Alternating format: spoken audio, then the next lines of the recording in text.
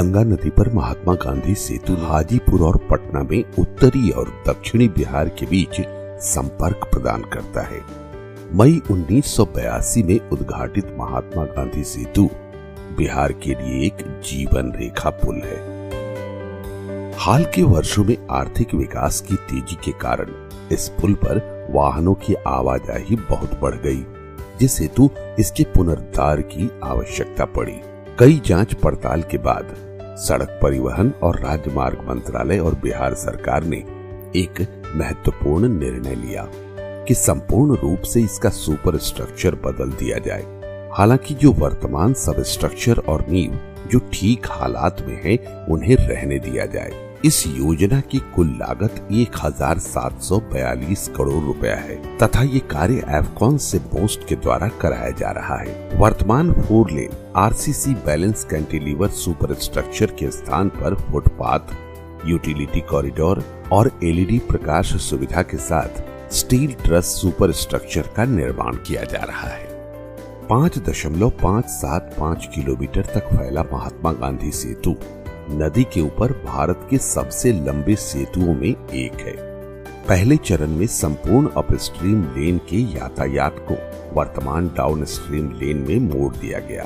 महात्मा गांधी सेतु के भार को कम करने के लिए हल्के वाहनों के लिए पास में एक पीपा पुल का निर्माण भी कराया गया। अपस्ट्रीम लेन के निर्माण के समय भारी यातायात को राज्य सरकार द्वारा बहुत सुचारू रूप से प्रबंधन किया गया। इन सारी व्यवस्थाओं को करके अपस्ट्रीम पुल को तोड़ने का काम प्रारंभ किया गया। वर्तमान पुल 121 मीटर प्रति स्पैन पाट के हिसाब से 46 पाटों में फैला है। इनमें से 26 सूखी भूमि पर, 10 मौसमी बहाव क्षेत्र में और शेष 10 पानी के ऊपर है। महात्मा गांधी सेतु पवित्र गंगा नदी पर बना है, जो एक संवेदनशील क्षेत्र है, इसलिए मलबे को पवित्र नदी में फेंका नहीं जा सकता।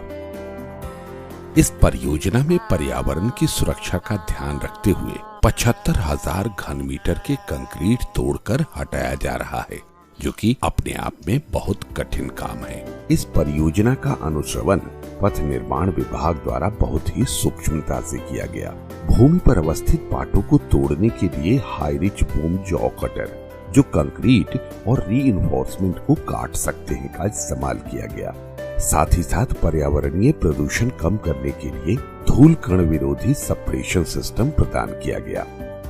भूमि और जल पाटों से कंक्रीट के टुकड़ों को एकत्रित कर लिया जाता है और मलबा संभालने वाले यार्ड में भेज दिया जाता है, जहां उन्हें आकार बदलकर फिर से प्रयोग के लिए वर्गीकृत कर लिया जाता है और जिसका पर्यावरण पर कम से कम प्रभाव पड़े। तोड़ने के बाद नए सुपर स्ट्रक्चर को सहारा देने के लिए बचे हुए पायर पर परिवर्धित पायर कैप का निर्माण किया गया है। उसके बाद स्टील के नए सुपर स्ट्रक्चर, जो प्रत्येक 720 टन के हैं और जिसमें देश के अलग अलग स्थान पर बनाए मेंबर हैं, को जोड़ा और पायर कैप के बीच खड़ा किया गया है।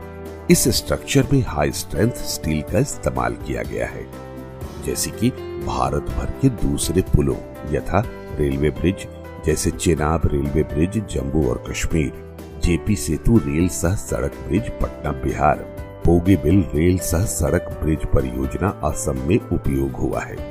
इस स्टील को इस प्रकार बनाया गया है ताकि नए पुल की जीवन अवधि 100 साल की हो।